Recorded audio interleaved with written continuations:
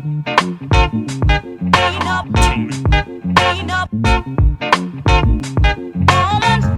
cleanup woman will wipe his blues away. She'll give him plenty loving 24 hours a day. The cleanup woman, she'll Because of course we have to go in for a taste, right? I mean, look at this. This chicken has cooked in the gravy with the onions, like my mouth is watering, with the onions and the bell pepper and the celery in this unctuous gravy. This smells just like my grandmother's house on a Sunday after church. Let me give this a taste. Oh my God. Wait a minute.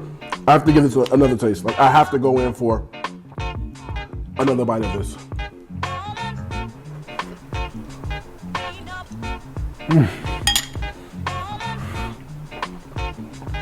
This literally brings tears to my eyes.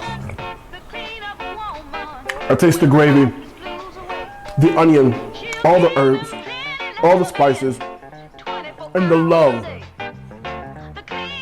of what real smothered chicken tastes like. You have to give this a try. For recipes like this, there's only two places to find them. The first is in my amazing cookbook.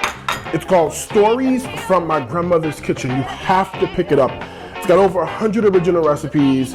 Every recipe has a photo. They're amazing black and brown people all in this cookbook. You can get this cookbook today at my website, or get recipes like this on my website, you guys. It's DariusCooks.com. Listen, two things I want to tell you, as I always do.